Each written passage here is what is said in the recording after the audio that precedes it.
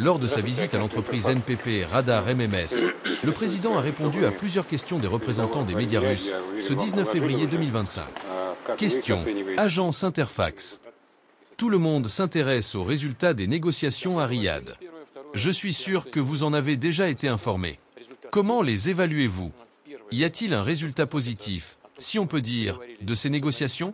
Poutine, oui, j'ai été informé. Premièrement. Deuxièmement, je les évalue très positivement, il y a un résultat. La première chose dont je voudrais parler, c'est que nous avons convenu de reprendre le fonctionnement normal des services diplomatiques. Les expulsions constantes de diplomates, tant de Washington que de Moscou, ne mènent à rien de bon. Si cela continue, il n'y aura plus que des femmes de ménage dans ces bâtiments, dont le travail est certes à valoriser, mais ce n'est pas pour cela que les représentations diplomatiques ont été créées. C'est la première chose. Deuxièmement, à mon avis, nous avons fait un premier pas pour reprendre le travail sur divers sujets d'intérêt mutuel. Cela inclut le Moyen-Orient au sens large, c'est-à-dire notre présence continue en Syrie, le règlement du conflit israélo-palestinien, et ainsi de suite. Il y a beaucoup de questions dans lesquelles les États-Unis et la Fédération de Russie sont impliqués, bien que, bien sûr, nous accordions une importance primordiale à la situation liée à l'Ukraine. Mais nous avons aussi d'autres questions, l'économie, notre collaboration sur les marchés énergétiques mondiaux. Donc, globalement, oui, l'espace aussi, bien sûr, car malgré tous les problèmes des 3 dernières années, nous continuons à travailler dans l'espace et sur la Station spatiale internationale, ISS, il y a à la fois des astronautes américains et des cosmonautes russes. Le travail continue et les perspectives sont bonnes. Tout cela a été discuté, examiné lors de la réunion à Riyad. L'évaluation est positive. Et globalement, comme on me l'a rapporté, l'atmosphère était très amicale. Comme me l'ont dit nos participants, du côté américain, c'étaient des personnes totalement différentes, ouvertes au processus de négociation sans aucun préjugé, sans condamner ce qui avait été fait dans le passé. En tout cas, il n'y avait rien de tel dans les contacts bilatéraux, déterminés à travailler ensemble, ouvertes à la collaboration.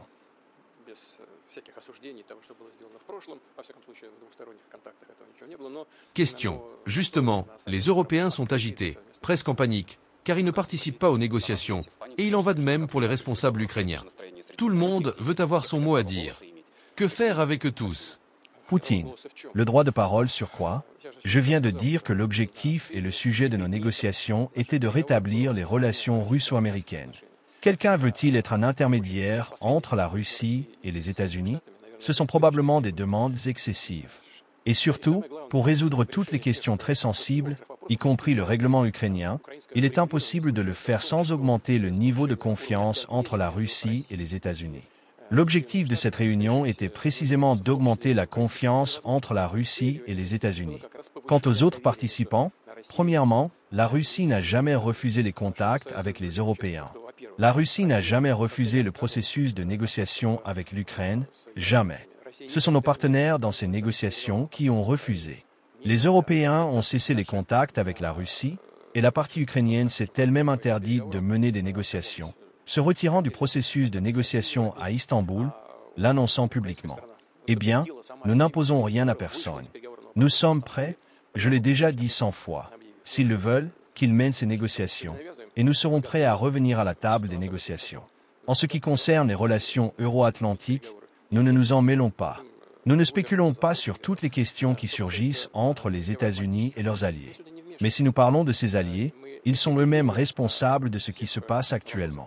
À l'époque, Trump était accusé d'avoir des relations particulières avec la Russie et que la Russie était intervenue dans les élections lorsqu'il a remporté la présidence. Ils ont créé une équipe, l'ont traîné devant les tribunaux, ont même créé une commission spéciale au Congrès. Rien n'a été confirmé et ne pouvait l'être, car cela n'a jamais existé. Et qu'avons-nous vu lors de cette campagne électorale? Tous les leaders européens, sans exception, sont pratiquement intervenus directement dans le processus électoral aux États-Unis.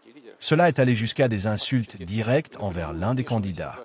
De notre côté, bien sûr, il était clair pour qui nous avions des sympathies, mais nous ne nous sommes pas permis d'intervenir et encore moins de faire des déclarations abruptes ou des attaques insultantes envers qui que ce soit parmi les candidats. Nous ne l'avons tout simplement pas fait, alors que les Européens l'ont fait. Honnêtement, je suis surpris par la retenue du nouveau président des États-Unis, Trump, envers ses alliés qui se sont comportés de manière aussi grossière. Il se comporte encore assez poliment envers eux. Mais il ne se ferme pas à cela. Si nous parlons du règlement ukrainien, les États-Unis travaillent avec leurs alliés européens. M. Kellogg, à ma connaissance, est actuellement à Kiev, n'est-ce pas? Avant cela, il a rencontré les Européens. Maintenant, le président français se rend à Washington, le Premier ministre britannique aussi. Rien n'est fermé, les Américains discutent de tout cela avec eux. Mais nous avons, par exemple, la question de la prolongation du traité New START, SNV 3. Tout le monde a probablement oublié, mais je rappelle que dans exactement un an, en février 2026, le traité sur la réduction des armes stratégiques offensives expire. Veulent-ils s'asseoir à la table des négociations et être des intermédiaires entre la Russie et les États-Unis? Probablement pas. Mais pourquoi cette hystérie alors? L'hystérie est déplacée. En ce qui concerne le processus de négociation, lors d'un appel téléphonique, le président Trump m'a dit, et je peux le confirmer, que les États-Unis partent du principe que le processus de négociation se déroulera avec la participation de la Russie et de l'Ukraine. Personne n'exclut l'Ukraine de ce processus. Par conséquent, il n'y a aucune raison pour une telle réaction à la rencontre russo-américaine. Question. Il semble que le secrétaire d'État américain Rubio ait également promis de tenir les alliés européens informés. Poutine. Oui, nous le savons, nous le voyons. Mais de notre côté, sans aucun doute, nous informerons également nos amis au sein des BRICS. Nous connaissons leur intérêt pour le règlement des relations russo-ukrainiennes, pour la résolution de cette crise, pour la cessation des hostilités. Nous respectons leurs propositions. Je l'ai déjà dit à plusieurs reprises, et dans les plus brefs délais, nous les informerons des résultats des négociations russo-américaines. Question. Et quand allez-vous rencontrer Poutine? Pardon. Quand allez-vous rencontrer Trump? Poutine. Je le rencontre, Poutine, tous les jours, en me regardant dans le miroir. Pire. Vous savez, cela doit être préparé. Je serais ravi de rencontrer Donald. Cela fait très longtemps que nous ne nous sommes pas vus. Nous n'avons pas de relations proches, mais au cours des 4 années où il était président, nous nous sommes rencontrés et avons discuté très calmement de nos relations interétatiques. Je serais heureux de le rencontrer aujourd'hui. Je pense que lui aussi, cela se voyait dans la nature de notre conversation téléphonique. Mais nous sommes dans une situation où il ne suffit pas de se rencontrer simplement pour boire du thé ou du café, s'asseoir et discuter de l'avenir. Nous devons nous assurer que nos équipes préparent des questions extrêmement importantes pour les États-Unis et la Russie, y compris, mais pas seulement, sur le dossier ukrainien, afin de parvenir à des solutions acceptables pour les deux parties. Et cela, bien sûr, n'est pas une tâche facile. Je l'ai déjà dit. Lorsque M. Trump était candidat à la présidence des États-Unis, il parlait de délais assez courts pour régler, disons, la crise ukrainienne. Mais après avoir reçu des informations en tant que président élu, des services de renseignement, etc., il a changé de position, disant qu'il faudrait environ 6 mois. Nous ne parlerons pas des délais maintenant, mais c'est tout à fait naturel. D'ailleurs, il n'y a rien de spécial là-dedans. Il a simplement commencé à recevoir des informations objectives, et cela a modifié son approche. Donc, il faut un certain temps. Combien de temps cela prendra? Je ne suis pas prêt à répondre maintenant, mais nous avons le désir d'organiser une telle rencontre, et j'aimerais que cette rencontre ait lieu. Mais, je le répète, elle doit être préparée pour qu'il y ait un résultat. Nous avons, bien sûr, de nombreux domaines de coopération. Il y a la stabilité stratégique, le Moyen-Orient au sens large, la coopération économique, notamment dans le domaine de l'énergie. Vous savez, je me souviens encore de notre conversation téléphonique à 3. Moi, votre humble serviteur, le président américain Trump et le roi d'Arabie Saoudite. Nous avons discuté des questions du marché mondial de l'énergie.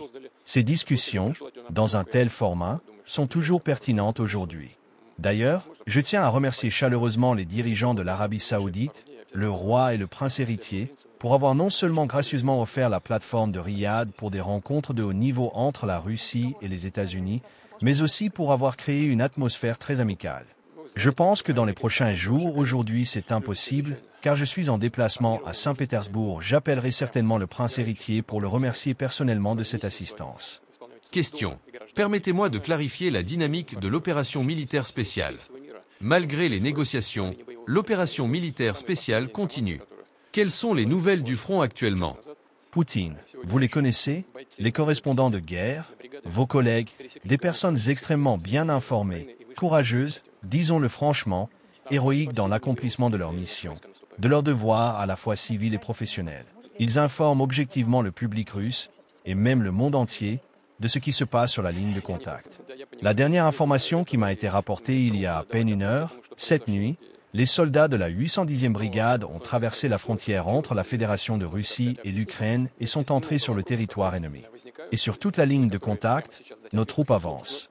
Question. L'attaque de drones dans le kraï de Krasnodar contre une station pétrolière, cela pourrait-il être une réponse de Zelensky aux relations positives qui se développent progressivement entre la Russie et l'Amérique au processus en cours? Poutine, je ne le sais pas, il m'est difficile d'évaluer ce qui s'est passé, mais c'est arrivé, et bien sûr, il faut l'expliquer d'une manière ou d'une autre. Il y a beaucoup de questions qui se posent et auxquelles il est très difficile de répondre directement maintenant.